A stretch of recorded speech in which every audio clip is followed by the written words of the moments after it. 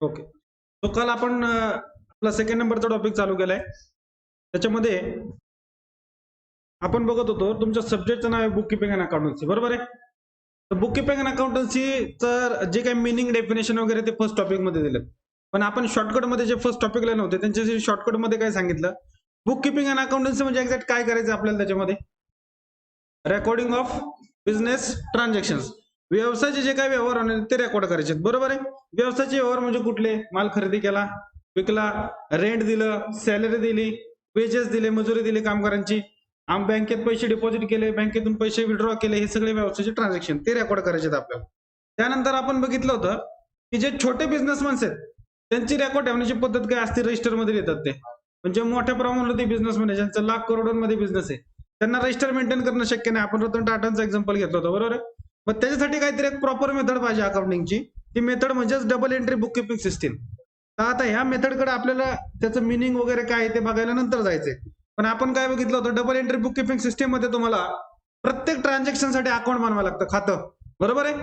मग अकाउंट बनवायचं कसं, तर आपण बघितलं त्यांनी सांगितलं की अकाउंटचं क्लासिफिकेशन वर्गीकरण 3 प्रकारच्या अकाउंट मध्ये करायला लावलं आपल्याला त्यांनी. जे काय ट्रान्झॅक्शन आहेत, आता हा जो क्वेश्चन घेतलाय त्याच्यामध्ये तुम्हाला कळेल की 3 मध्ये कसं जातं कुठलं अकाउंट. तर 3 प्रकार सांगितले होते, कुठले कुठले, पर्सनल, रिअल, नॉमिनल, बरोबर. पर्सनल मध्ये कुठल्या प्रकारचे अकाउंट येते, या पर्सनल मध्ये कुठल्या प्रकारचे अकाउंट येणार, रिलेटेड टू पर्सन, व्यक्तीशी संबंधित. त्याच्यामध्ये 2 प्रकार सांगितले होते तुम्हाला, कुठले, नॅचरल म्हणजे नैसर्गिक व्यक्ती म्हणजे आपलं ह्युमन बिंग, माणूस, आणि दुसरा कुठला होता, आर्टिफिशियल म्हणजे कृत्रिम व्यक्ती म्हणजे संस्था, बिझनेस सगळे आले त्याच्यामध्ये, बरोबर. त्यानंतरचा प्रकार होता रिअल अकाउंट. रिअल मध्ये कुठल्या अकाउंट्स येणार, रिअल मध्ये रिलेटेड टू ऍसेट्स, मालमत्तेशी संबंधित अकाउंट त्याच्यामध्ये येणार. म्हणजे मालमत्ता म्हणजे काय, मशिनरी, फर्निचर, बँकेतला बॅलन्स, बँक बॅलन्स बँकेमध्ये येणार, पर्सनल मध्ये येईल, सॉरी, कॅश, बरोबर. त्यानंतर तुमचं आणखी बिल्डिंग, लँड, हे सगळं त्याच्यामध्ये येणार. त्यानंतर तिसरा आणि इम्पॉर्टंट प्रकार होता नॉमिनल. नॉमिनल मध्ये कुठले अकाउंट येणार, रिलेटेड टू एक्सपेन्सेस, लॉसेस, खर्च तोटे, आणि इन्कम्स अँड गेन्स, उत्पन्न फायदे, बरोबर.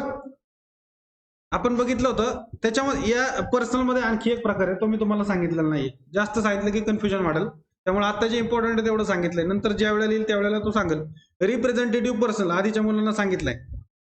त्यानंतर आपण बघितलं तर रूल सांगितले त्यांनी आपल्याला डेबिट आणि क्रेडिटचे. तर पहिला अकाउंट बघितलं आपण पर्सनल. पर्सनल मध्ये येणारे व्यक्तीशी संबंधित. मग व्यक्तीमध्ये तुम्हाला सांगितलं तर 2च ऑप्शन्स आहेत, एक तर ते व्यक्ती रिसिव्हर आहे किंवा गिव्हर आहे. तो व्यक्ती एकतर रिसिव्हर, काय पाहिजे, तो व्यक्ती एकतर रिसिव्हर असणार किंवा गिव्हर असणार, म्हणजे घेणारा किंवा देणारा. मग डेबिटचा रूल काय होता, डेबिट द रिसिव्हर, घेणाऱ्याला डेबिट द्या.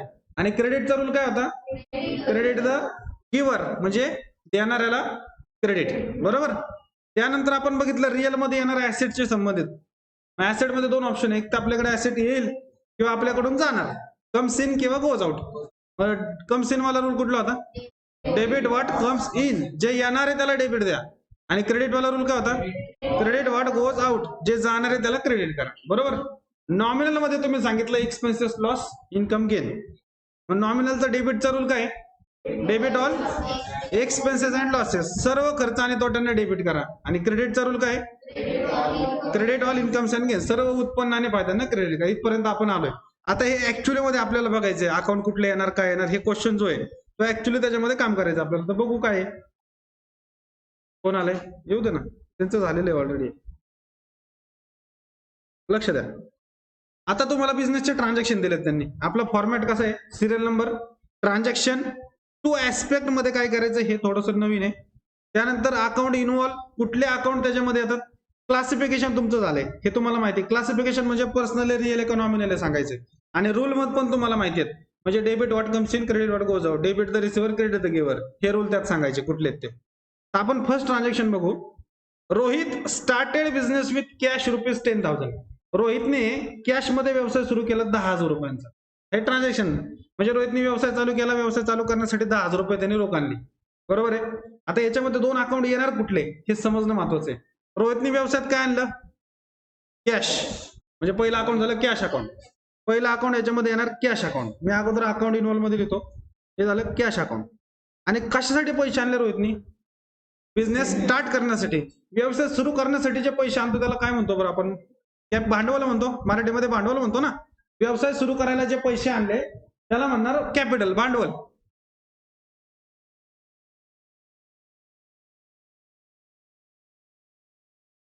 ठीक आहे. म्हणजे एक बोलू नका, एक अकाउंट झालं कॅश अकाउंट आणि रोहितने कशासाठी पैसे आणले? ते रोहितचंच अकाउंट आहे, पण कुठलं? भांडवलाचं अकाउंट त्याच्या. म्हणजे दुसरा अकाउंट आहे Rohit capital account. Rohit capital account, रोहितचं कॅपिटल अकाउंट. समजलं? दोन अकाउंट कसे काढले समजले? आणखी बरेच क्वेश्चन घ्यायचे, त्यामुळे जरा प्रॅक्टिस केली की लवकर लक्षात येतील अकाउंट. आता जस्ट समजून घ्या. रोहितने व्यवसाय सुरू करण्यासाठी 10,000 रुपये आणले. 10,000 आणतोय म्हणजे तो पैसे आणतोय, म्हणून एक अकाउंट झालं कॅश. आणि दुसरं पैसे दिलेत त्याने रोहितने, म्हणजे रोहितचं अकाउंट. पण कशासाठी पैसे दिले? कॅपिटलसाठी, भांडवलासाठी. कॅपिटल म्हणजे भांडवल. इंग्लिशमध्ये भांडवलाला कॅपिटल म्हणतात अकाउंटमध्ये, बरोबर? मग आता मला सांगा, कॅश कुठल्या प्रकारचं अकाउंट आहे? पर्सनल आहे, रिअल आहे का नॉमिनल आहे? रिअल, कारण ऍसेट आहे आपली ती, बरोबर आहे? म्हणजे कॅश प्रकार झाला रिअल. क्लासिफिकेशन मध्ये सांगायचे रिअल अकाउंट आहे. आणि रोहित कुठल्या प्रकारचा अकाउंट आहे? पर्सनल. रोहित व्यक्ती आहे ना. कुठला पर्सनल मधले? कुठला? दोन मधला? नॅचरल का आर्टिफिशियल? नॅचरल, नैसर्गिक व्यक्ती रोहित. सगळंच हलवलं दिसतंय नाही काय? पर्सनल आहे, बरोबर? रोहित झाला पर्सनल अकाउंट. इथपर्यंत समजलं? कॅश ऍसेट आहे म्हणून रिअल अकाउंट, आणि रोहित व्यक्ती आहे म्हणून पर्सनल अकाउंट, बरोबर? आता रिअल अकाउंट मध्ये, रिअल अकाउंटचा रूल सांगा बरं मला डेबिटचा. डेबिट व्हॉट कम्स इन, आणि क्रेडिटचा रूल काय? Credit what goes out. एकच मिनिट थांबा.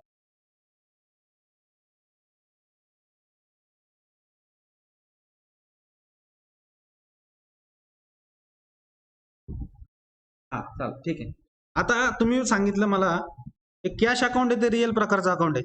तर रिअल मध्ये टू ऍस्पेक्ट मध्ये काय सांगायचं असतं? टूचा अर्थ होतो दोन, ऍस्पेक्ट म्हणजे बाजू. या ट्रान्झॅक्शनचे दोन बाजू काय आहेत हे आपल्याला सांगायचे त्यांना. दोन बाजू काय आहेत ट्रान्झॅक्शनच्या? तर कॅश मध्ये तुम्ही म्हणता एक तर येणार किंवा जाणार, कम्स इन किंवा गोज आउट. मग व्यवसायाच्या दृष्टीने आपण विचार करायचा. रोहितने 10,000 रुपये आणले व्यवसायात, आणि व्यवसायाकडे कॅश आली. व्यवसायाकडे कॅश आली का गेली? कम्स इन का गोज आउट?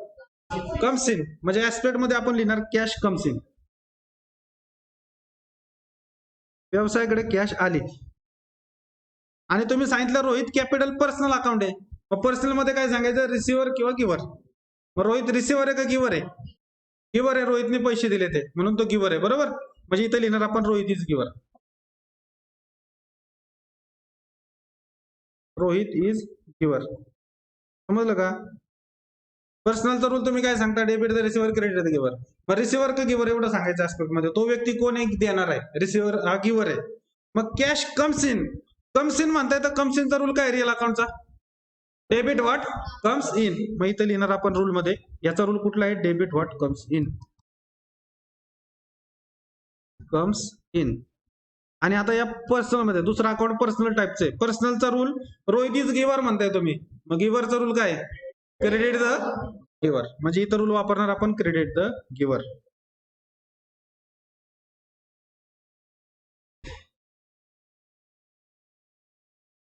देणाऱ्याला क्रेडिट द्या, क्रेडिट द गिव्हर, बरोबर आहे? त्यानंतर पुढचं ट्रान्झॅक्शन बघा. Purchase goods for cash 5,000. Purchase goods म्हणजे माल खरेदी केला. गुड्स म्हणजे माल, परचेस म्हणजे खरेदी, आणि गुड्स म्हणजे माल. माल खरेदी केला आपण 5,000 रुपये रोख. तर माल खरेदी केलेला अकाउंटला म्हणतात अकाउंट मध्ये परचेस अकाउंट. मी तुम्हाला अकाउंट सांगतो, तुम्ही मला सांगायचं कुठला प्रकार येतो. याचा अकाउंट झाला परचेस अकाउंट. माल खरेदीला अकाउंटच्या भाषेत म्हणतात परचेस. माल खरेदी केला असेल तर त्याच्यासाठी अकाउंट येतो परचेस अकाउंट. दुसरं अकाउंट कुठलं येईल? कॅश, कारण आपण त्याला पैसे दिले, बरोबर? म्हणजे पहिला अकाउंट माल खरेदी केला म्हणून परचेस अकाउंट, आणि दुसरं अकाउंट झालं कॅश अकाउंट, कारण त्याला पैसे दिले आपण. ओके. मला सांगा आता परचेस पर्सनल आहे, रिअल आहे का नॉमिनल आहे? आपण माल खरेदी केला. बिझनेसच्या दृष्टीने जे ज्यांचं झालंय त्यांनी शक्यतो बोलू नका. माल खरेदी केला. परचेस व्यवसायासाठी माल खरेदी केला, हे व्यवसायासाठी काय? पर्सनल, रिअल, नॉमिनल कुठल्या प्रकारात जाईल? नॉमिनल मध्ये, बरोबर आहे. कारण काय? माल खरेदी हा व्यवसायासाठी काय झाला? नॉमिनल सांगितलं म्हणजे तुम्ही सांगायला पाहिजे एक्सपेन्सेस आहे का लॉस आहे, इन्कम आहे का गेन आहे, काय? एक्सपेन्सेस आहे, बरोबर? म्हणजे तुम्ही इथं हा परचेस खर्च आहे म्हणून हा प्रकार झाला नॉमिनल अकाउंट. आणि कॅश आत्ताच झालं आपलं. कॅश कुठला प्रकार आहे? रिअल. कॅश मालमत्ता आहे ना, आपली ऍसेट आहे, म्हणजे कॅश अकाउंट झालं रिअल. मग तुम्हाला सांगायचं ऍस्पेक्ट मध्ये नॉमिनल अकाउंट काय आहे, कारण माल खरेदी केला हा खर्च आहे, बरोबर आहे ना. नॉमिनल मध्ये काय केला तो, तर मी इथे लिहिणार आपण गुड्स परचेज, माल खरेदी केल्या, goods purchase is an expenses, माल खरेदी केला हा खर्च आहे, समजलं. आणि आता कॅश रिअल आहे म्हणताय तुम्ही, रिअल मध्ये कम्स इन किंवा गोज आउट.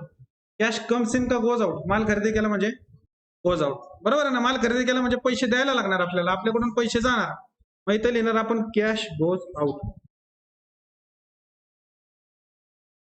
मग एक्सपेन्सेस तुम्ही म्हणताय माल खरेदी करणं हा खर्च आहे, नॉमिनलचा खर्चाचा रूल काय?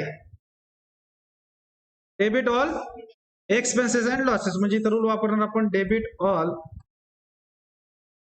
Expenses and losses.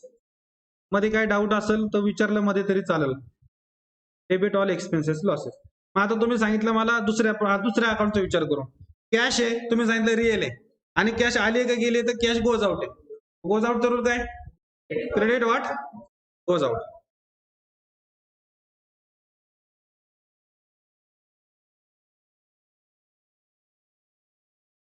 समजलं. पुढचं ट्रान्झॅक्शन, आता माल खरेदीच केलेला आहे पुढच्या ह्याच्यात पण. Purchase goods of 20,000 on credit. On credit म्हणजे उधारीवरती, उधार घेतला माल फ्रॉम राम कडून उधारीवरती माल घेतला. माल खरेदीचा अकाउंट आता सांगितलं मी तुम्हाला. माल खरेदी केला असेल तर कुठला अकाउंट? Purchase account. माल खरेदी केला असेल तर परचेस अकाउंट, हे तर बरोबर आहे परचेस. आता मला सांगा, तुम्ही त्याला पैसे दिलेत का? नाही, मला कॅश म्हणू शकत नाही. मग उधारीवरती घेतल्यावरती आपण काय करतो, त्याच्या नावाने पैसे टाकतो, म्हणजे इथे येणार रामचा अकाउंट, कारण पैसे दिले नाहीत. माल खरेदी केला म्हणून परचेस अकाउंट, आणि दुसरा अकाउंट येणार रामचा अकाउंट, बरोबर, उधारीवरती घेतल्यामुळे, म्हणजे इथे येणार राम्स अकाउंट, एपोस्ट्रोफी लावायचा, म्हणजे रामचं अकाउंट. बरोबर, दोन अकाउंट कळले. माल खरेदी केल्यामुळे परचेस, आणि रामकडून घेतलाय उधारीवरती म्हणून रामचा अकाउंट. मग परचेस कुठला प्रकार आहे? माल खरेदी केला परचेस नॉमिनल, बरोबर, नॉमिनल आहे. नॉमिनल काय आहे? माल खरेदी काय आपल्यासाठी? एक्सपेन्सेस आहे, म्हणजे इथे लिहिणार आपण goods purchase is an expenses.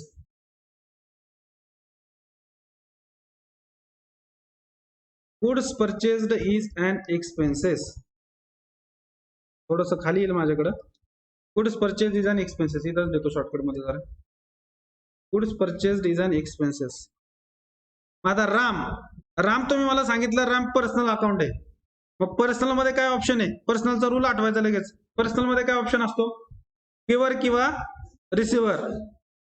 मला सांगा, राम गिव्हर आहे का रिसिव्हर आहे? काय आहे रेणुका, सांग काय आहे राम? गिव्हर आहे का रिसिव्हर आहे? गिव्हर आहे. कारण बरोबर आहे, कारण का? आपण माल खरेदी केला म्हणजे त्यांनी दिला, तो गिव्हर आहे, म्हणजे इथे लिहिणार आपण राम इज गिव्हर, बरोबर. आता आला प्रश्न रूलचा. जर एक्सपेन्सेस आहे, माल खरेदी हा जर एक्सपेन्सेस आहे, तो नॉमिनलचा कुठला रूल वापरणार? Debit all expenses and losses.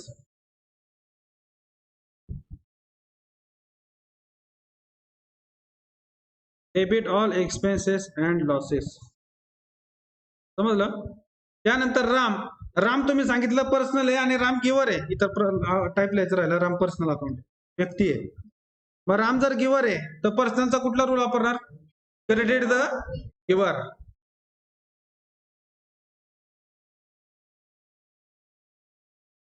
समजतंय का? आता हे तुम्हाला अकाउंट कुठले कुठले ते समजायला थोडा वेळ जाईल. अकाउंट कसं ओळखायचं हे समजायला थोडासा वेळ लागेल. नवीन लगेच लक्षात येणार नाही, प्रॅक्टिस नंतर लक्षात येईल.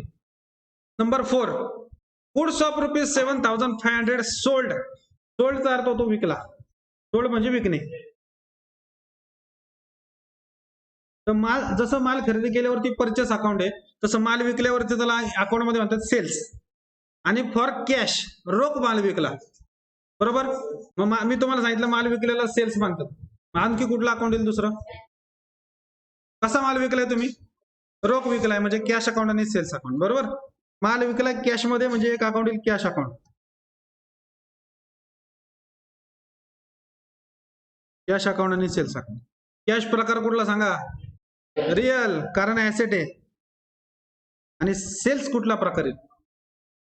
नवीन मुलांनी नीट विचार करा. आपण माल विकतोय म्हणजे आपल्याला काय झाला तो इन्कम झाला ना, उत्पन्न आहे आपलं. तर इन्कम म्हणजे उत्पन्न, माल विकतोय म्हणजे इन्कम आहे आपला तो, म्हणजे हा नॉमिनल झाला. इन्कम कुठं जातो? नॉमिनल मध्ये जातो.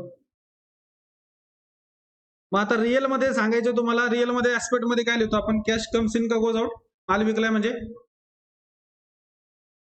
मालही त्यालाच दिला आणि तुम्ही पैसे त्यालाच दिले, असं करता का? मग माल दिला आणि पैसे घेतले, कॅश कम्स इन. असा बिझनेसमन असला तो किती भारी होईल. मालही देतोय, पैसे देतोय, कॅश कम्स इन. आणि सेल्स तुम्ही सांगितलं मला नॉमिनल आहे.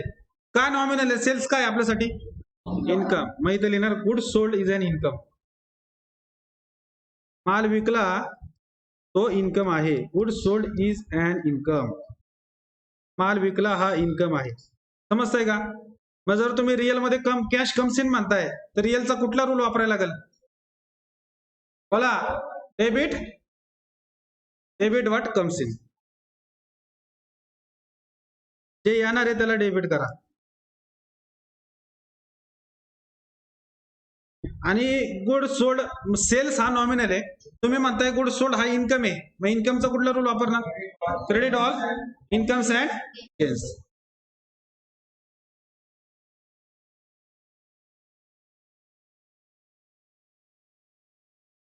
Credit all incomes and gains. ठीक आहे. त्यानंतर पुढं, आता पुढचं ट्रान्झॅक्शन पण गुड सोल्डच आहे. मी मुद्दाम काय केलंय, एक रोख एक उधारीचे, म्हणजे त्या प्रकारात जे काही येतील तेवढे सगळे त्याच्यामध्ये घेतले. ते गुड सोल्ड ऑफ रुपीज 10,000. 10,000चा माल विकला ऑन क्रेडिट. ऑन क्रेडिटचा अर्थ आता सांगितला, उधार. उधारीवरती विकला. कुणाला? टू मिस्टर सचिनला. सचिनला माल विकलाय आपण 10,000चा उधारीवरती. मी आता तुम्हाला सांगितलं माल विकलेला अकाउंट काय म्हणता? अकाउंट मध्ये सेल्स. आणि दुसरं अकाउंट कुठलं येईल? कुठला अकाउंट येईल? माल विकला म्हणजे दोनच ऑप्शन आहेत. एक तर पैसे मिळाले पाहिजेत. पैसे मिळाले असेल तर कॅश म्हणा. पैसे मिळालेत का? उधारीवरती म्हणजे सचिनच्या नावाने टाकायला लागतील पैसे. ते म्हणजे सेल्स अकाउंट आणि सचिन अकाउंट. सचिन्स अकाउंट आणि सेल्स अकाउंट. ओके. सचिन कुठला प्रकार? पर्सनल व्यक्ती ना सचिन. आणि सेल्स आता झालं. माल विकला म्हणजे नॉमिनल आहे. का नॉमिनल आहे? इन्कम आहे. माल विकतोय म्हणजे आपला इन्कम येतो. पर्सनल आहे सचिन. सचिन पर्सनल आहे तर ऍस्पेक्ट मध्ये काय सांगायला पाहिजे आपण त्याला? रिसिव्हर आहे का गिव्हर आहे सचिन? सचिन इज. सचिनला माल मिळाला का? त्यांनी दिला आपल्याला. त्याला मिळाला. आपण विकला म्हणजे त्याला मिळाला. Sachin is receiver. म्हणजे इथं लिहिणार आपण सचिन इज रिसिव्हर. सचिन जर रिसिव्हर असेल तर रूल काय वापरायचा? बोला. Debit the receiver. Okay. Sales nominal आहे. नॉमिनल काय आहे? सेल्स. सेल्स काय आपल्यासाठी? इन्कम. माल विकतोय म्हणजे उत्पन्न आहे आपलं ते. Good sold is an income. Good sold is an income. मग इन्कमचा कुठला रूल आहे? Credit all incomes and gains.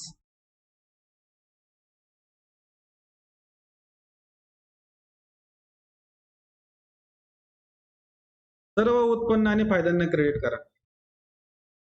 Sold goods of rupees 6,000 to Sameer. 6,000चा माल विकला समीरला. आता कॅश विकला का उधारीवरती विकला काय सांगितलं नाही. सांगितलं का तुम्हाला कॅश विकला का? नाही. मग समीरचं नाव दिलंय. काही ठिकाणी आपल्याला गृहीत धरायला लागणार. त्यांनी कॅश दिलं नाही याचा अर्थ कसा विकलाय? उधारीवरती, क्रेडिट वरती विकलाय. बरोबर आहे. मग समीरला तुम्ही 6,000चा माल विकला. कुठल्या अकाउंट येतील? समीर अकाउंट आणि सेल्स अकाउंट. समीर अकाउंट आणि सेल्स अकाउंट.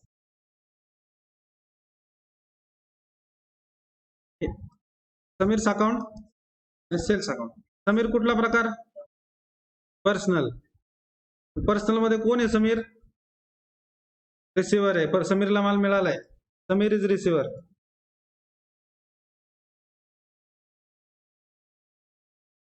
समीर रिसिव्हर आहे तर रूल बोला. Debit the receiver. हे खूप इम्पॉर्टंट आहे हे रूल कळणं.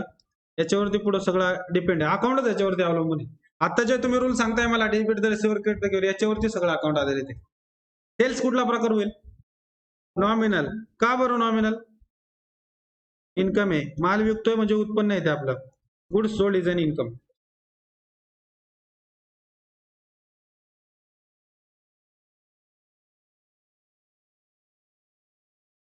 ओके, मग इन्कम येतो कुठला rule? Credit all incomes and gains.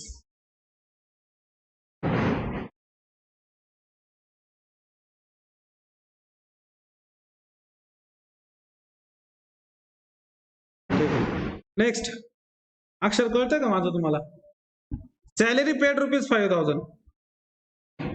5,000 रुपये सॅलरी दिली. बोलू नका, थांबा 2 मिनिटं. सॅलरी म्हणजे काय? पगार. आपण कामगाराचा पगार दिला 5,000 रुपये, बरोबर. पगार दिला म्हणजे कुठला अकाउंट दिलं सांगा बरं? कॅश. पैसे दिले म्हणजे कॅश अकाउंट, बरोबर आहे. आणि कशाचे पैसे दिले? म्हणजे सॅलरी अकाउंट आणि कॅश अकाउंट. समजलं? पैसे दिल्यामुळे कॅश अकाउंट, आणि कशासाठी पैसे दिले तर सॅलरीसाठी, म्हणजे सॅलरी अकाउंट आणि कॅश अकाउंट. 2 अकाउंट झाले, सॅलरी अकाउंट आणि कॅश अकाउंट. मी लिहून घेतो इथं.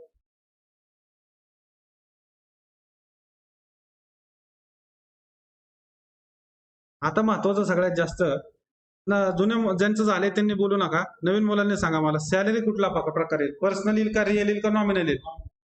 नॉमिनल येईल. आपण कोणाच्या दृष्टीने विचारायचं? आपण बिझनेसमॅन आहे, आपण 5,000 पगार दिला कामगाराचा, आपल्यासाठी काय झाला तो? सॅलरी आपल्यासाठी काय झाला? लॉस आणि एक्सपेन्सेस मध्ये काय फरक आहे? लॉस हा आपल्या इच्छेने होत नाही. फॅक्टरीत आग लागली, माल जळाला, तो झाला लॉस. आणि आपण कामगाराला पगार दिला, आपल्या इच्छेने देतोय. इच्छेने होतो तो खर्च, आणि इच्छेच्या विरुद्ध होतो तो लॉस. कामगाराला तुम्ही पगार दिला, हा बिझनेस साठी काय झाला?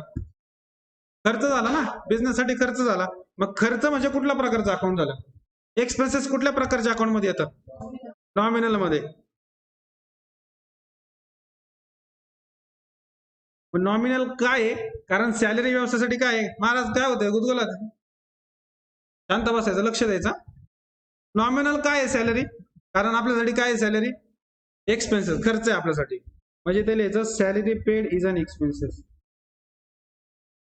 Salary paid is an expenses.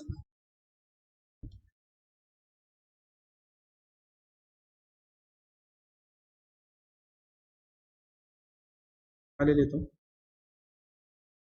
दुसरा अकाउंट होतं कॅश अकाउंट. मग कॅश तर तुमच्या ओळखीचं आहे, लहानपणापासून ओळखीचं आहे. कॅश कुठला प्रकार आहे? रिअल. मग रिअल मध्ये काय सांगायचं असतं? कॅश कम्स इन का गोज आउट? Goes out. पगार दिला म्हणजे कॅश गेली आपल्याकडून, कॅश गोज आउट. ठीक आहे. मग आता सॅलरीला रूल कुठला वापरणार? एक्सपेन्सेस म्हणल्यावरती debit all expenses and losses. नॉमिनलचा रूल वापरणार आपण, debit all expenses and losses.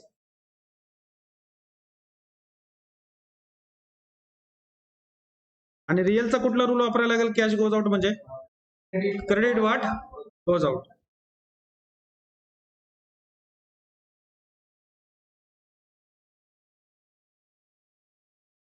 चला, त्यानंतर पुढं रेंट पेड 15,000 रुपये. रेंटचा अर्थ कोणाला माहित नाही? रेंट म्हणजे काय? भाडं. भाडं दिलं 15,000 रुपये. आपली जी शॉप म्हणा किंवा फॅक्टरी होती ना, तिचं भाडं होतं 15,000 रुपये. भाडं दिलं 15,000. कुठल्या अकाउंट येतील? पैसे दिले म्हणजे कॅश. आणि कशासाठी दिले? रेंट. म्हणजे रेंट अकाउंट आणि cash account.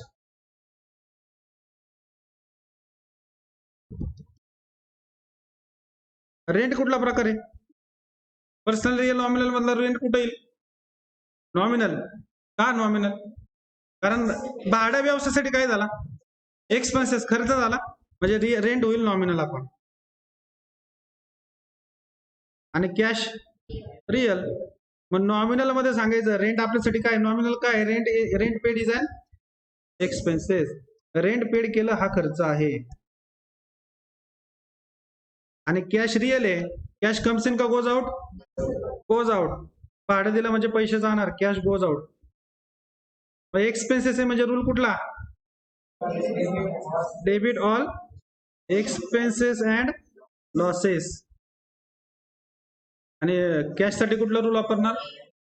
Credit what goes out. चला, बाकीचं आपण बघूया. तुम्ही एवढं कॉपी करा. जर नाही झालं पूर्ण कम्प्लीट होणार नाही, नाहीतर तुमचं.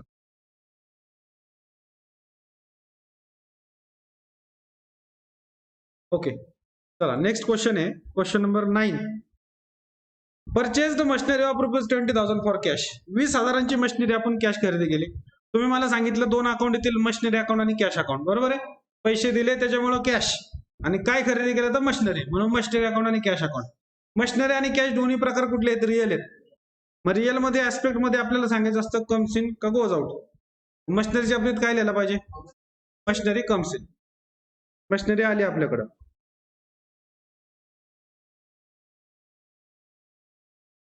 आणि कॅशच्या बाबतीत काय काय करायला लागेल? Cash goes out. मग रूल कुठला वापरणार? पहिलं मशिनरीच्या साठी कुठला रूल वापरणार? डेबिट वाट कम्स इन, आणि कॅश साठी क्रेडिट वाट गोज आउट. हे तुम्हाला, हे तुमच्यासाठी. परचेस्ड मशिनरी, आता पण मशिनरीच खरेदी केली आहे. Of ₹20,000 from MW traders. Machinery खरेदी केली पण कॅश म्हणलंय का? म्हणजे मशिनरी कॅश अकाउंट येणार नाही, मशिनरी अकाउंट येईल. दुसरा अकाउंट कुठलं येईल? MW ट्रेडर्स, कारण उधारीवरती घेतले. मशिनरी अकाउंट आणि MW ट्रेडर्स अकाउंट. पेन बरेच कलरचे आहेत रे, गेले कलर बाकीचे.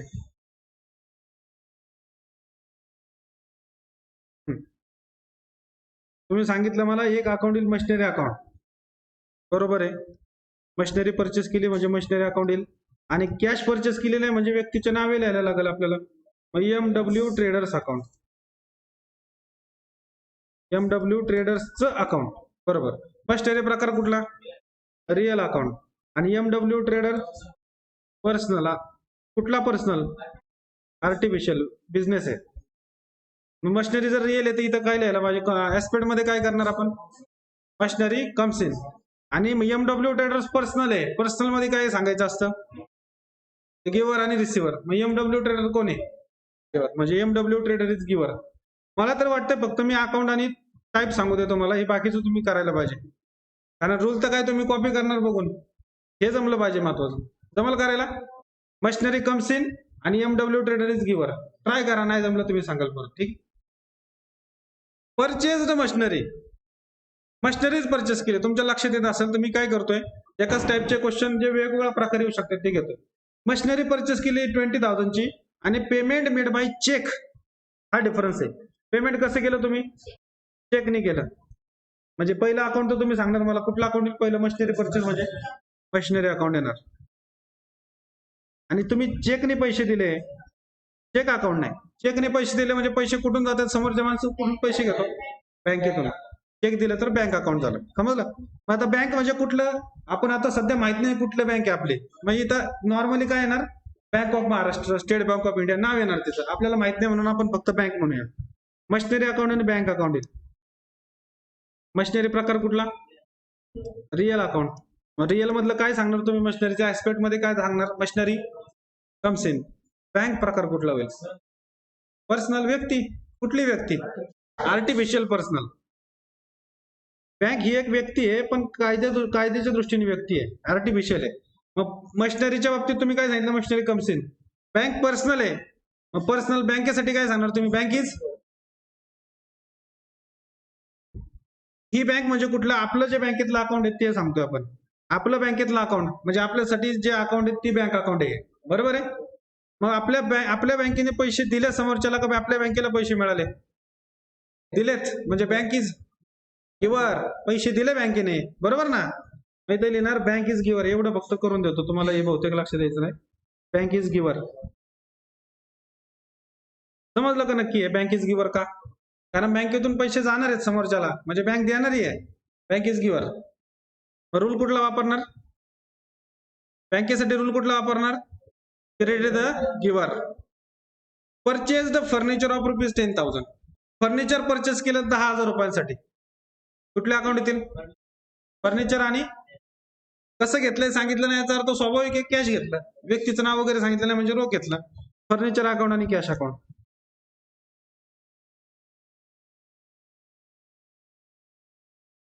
फर्निचर प्रकार कुठला?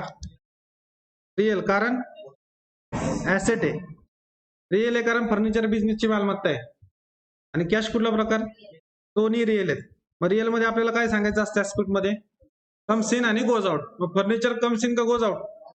Comes in. फर्निचर आला आपल्याकडे, आणि कॅश गोज आउट. मग फर्निचरचा रूल कुठला वापरणार? डेबिट व्हॉट कम्स इन आणि कॅश साठी credit what goes out.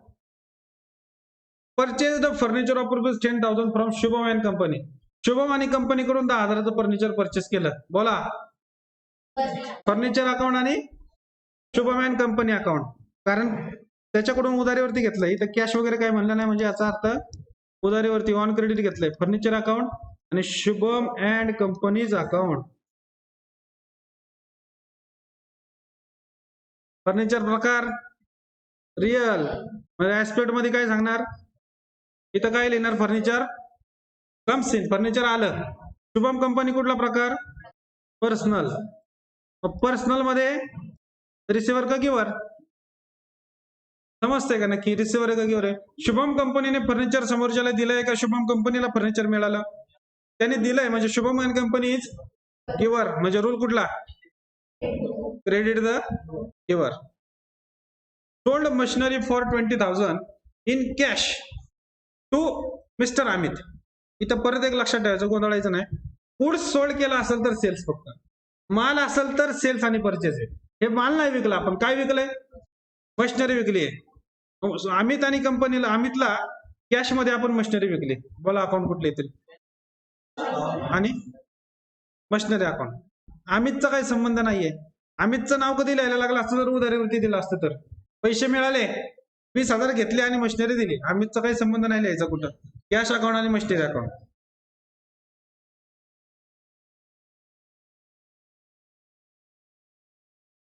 Cash प्रकार रिअल, मशिनरी प्रकार रिअल. रिअल मध्ये सांगा काय लिहायचं aspect, cash comes in, machinery विकली, पैसे मिळाले, आणि मशिनरी गोज आउट, मशिनरी गेली आपल्याकडून. ह्याच्यात आणखी सांगू का, काय राहिलं आता, 1-2 सांगतो, अजून ऍड करून देतो.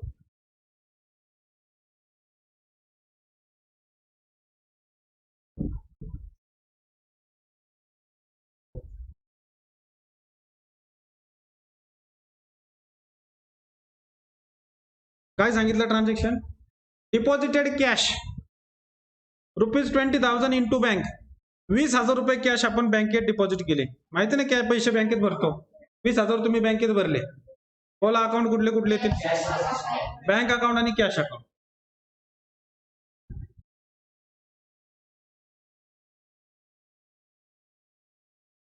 बँक प्रकार कुठला, पर्सनल, आणि कॅश रिअल. पर्सनल मध्ये काय सांगणार, बँक इज, कोण आहे बँक, बँकेला पैसे मिळाले का बँकेने दिले, मिळाले, बँकेत पैसे जमा झाले ना, म्हणजे बँक इज रिसिव्हर. आणि कॅश कुठ काढू का, कॅश गिव्हर कसं काय होईल, कॅश गोज आउट. मग बँक जर रिसिव्हर आहे तर रूल कुठला वापरणार, बँकेचा रूल कुठला वापरणार, डेबिट द रिसिव्हर. आणि कॅशला रूल कुठला वापरणार, क्रेडिट व्हॉट गोज आउट. आणखी सांगतो, हे आपण काही क्वेश्चन बघितलेलं नाही, आपण मनाने तयार करू शकतो किती पण क्वेश्चन.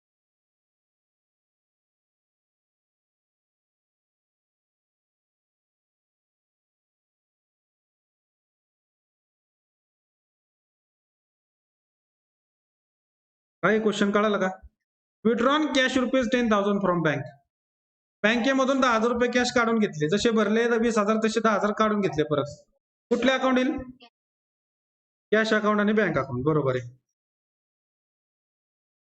कॅश प्रकार कुठला, रिअल. मग रिअल मध्ये काय सांगणार, कॅश, लक्षात नाही आलं तर रूल आठवायचा, cash debit what comes in, credit what goes out, म्हणजे कम्स इन आणि गोज आउट सांगायचे. कॅश कम्स इन का गोज आउट, कम्स इन, म्हणजे तुम्ही इथे लिहिणार cash comes in.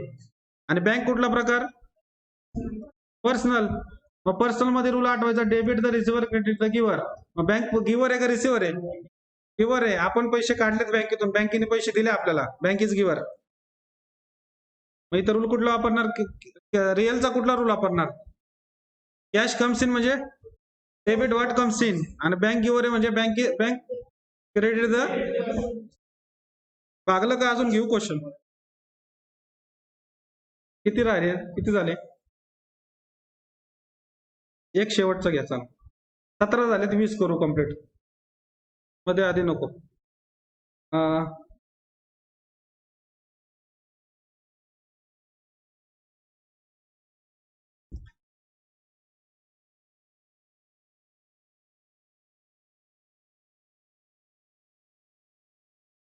Paid telephone charges ₹1000. Telephone charges paid केले. ऑफिसमध्ये तुमचा जो फोन लावलेला होता टेलिफोन त्याचं बिल भरलं तुम्ही 1000 रुपये.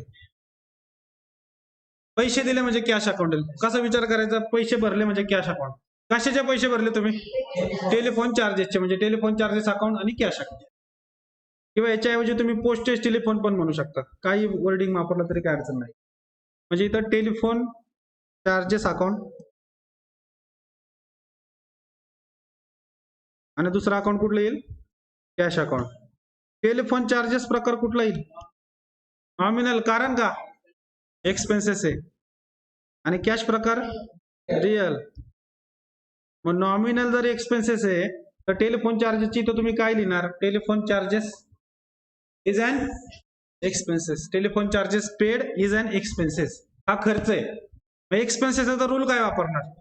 Debit all expenses and losses. आणि कॅश रिअल आहे. कॅश कम्स इन का गोज आउट? म्हणजे रूल कुठला वापरणार? Credit what comes in. कुठला रूल आहे? कॉकटेल केलं काय? Credit what comes in. कुठला रूल वापरणार? Credit what goes out.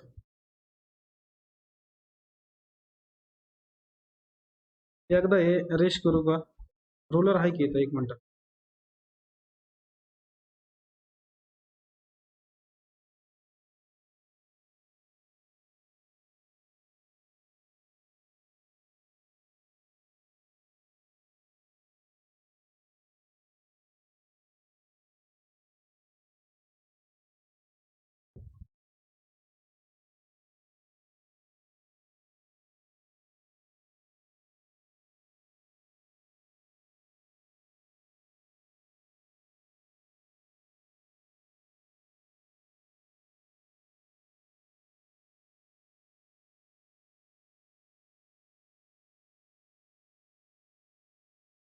चला, ओके. Paid telephone charges. त्यानंतर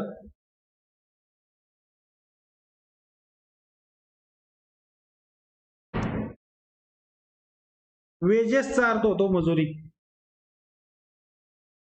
फॅक्टरी मधले काम करणारे कामगार जे आहेत त्यांचे पगार दिला, मजुरी दिली, वेजेस दिले.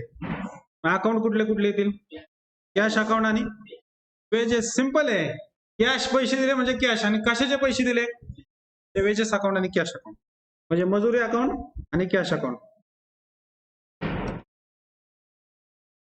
वेजेस प्रकार कुठला होईल बरं?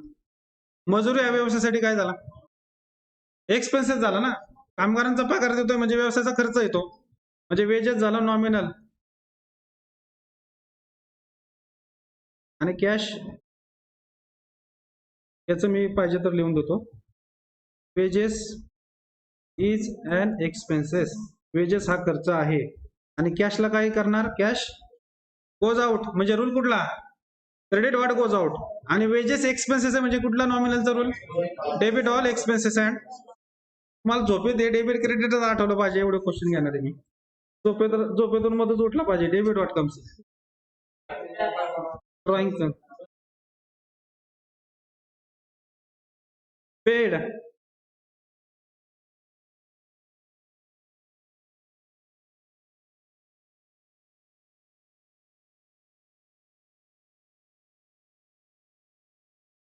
काय क्वेश्चन आहे? Paid college fees of son. Son म्हणजे मुलगा. मुलाची कॉलेज फी भरली आहे.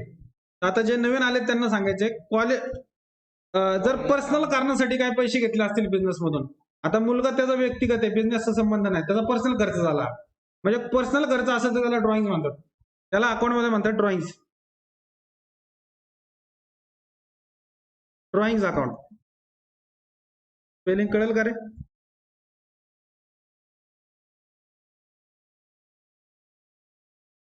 DRAWINGS. Drawing account. आणि काय दिलं तुम्ही? ड्रॉइंग अकाउंट आणि कॅश अकाउंट. आता ड्रॉइंगचा अर्थ होतो मालकाने जर व्यवसायातून स्वतःसाठी काय घेतलं तर ते ड्रॉइंग आहे. म्हणजे ड्रॉइंग हा प्रकार झाला पर्सनल, कारण हे मालकाने पैसे घेतले, ते मालकाचा अकाउंट आहे ड्रॉइंग. आणि कॅश रिअल. आता पर्सनल आहे. मालकाला पैसे मिळाले का मालकाने, इथं लक्षात ठेवायचं सिंपल 2 गोष्टी लक्षात ठेवायच्या. बिझनेस वेगळा आणि मालक वेगळा अकाउंट मध्ये. म्हणजे रतन टाटा वेगळे आणि त्यांची टाटा मोटर्स वेगळी. बरोबर. आता मालकाने पैसे घेतलेत व्यवसायातून स्वतःच्या मुलाची फी भरायला, म्हणजे मालक रिसिव्हर आहे का गिव्हर आहे? रिसिव्हर. इथे लिहिणार आपण मालकाला अकाउंट मध्ये म्हणतात प्रोपरायटर इज रिसिव्हर. प्रोपरायटर म्हणा, ओनर म्हणा, मालक. Proprietor is receiver. मग रूल काय वापरणार आपण? डेबिट द रिसिव्हर आणि कॅश गोज आउट. एक लास्ट.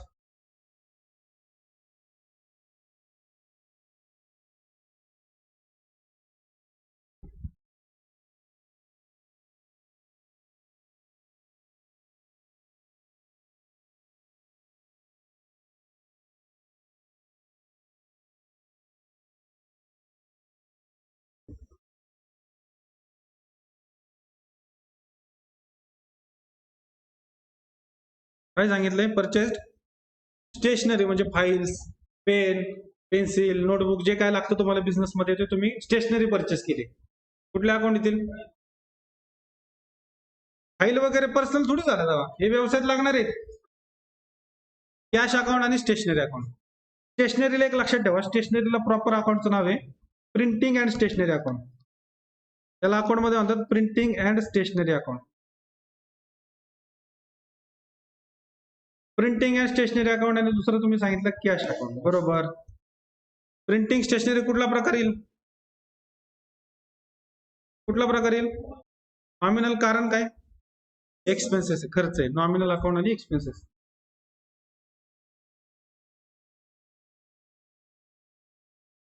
स्टेशनरी याचं एक करून देतो मी.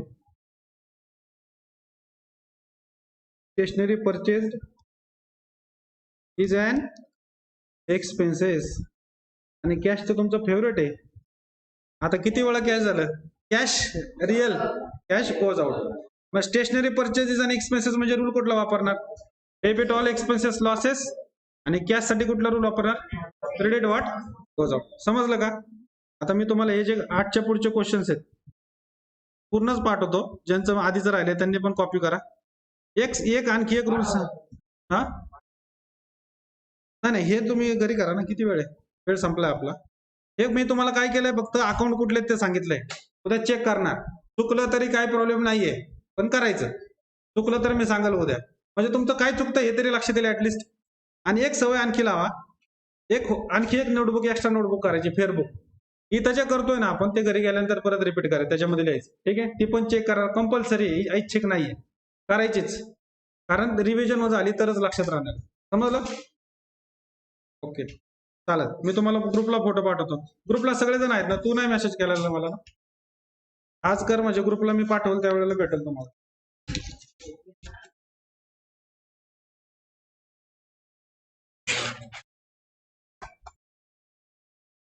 तू पण मला घरी गेल्यावरती तुझा नंबर कुठला आहे त्याच्यावर मेसेज कर.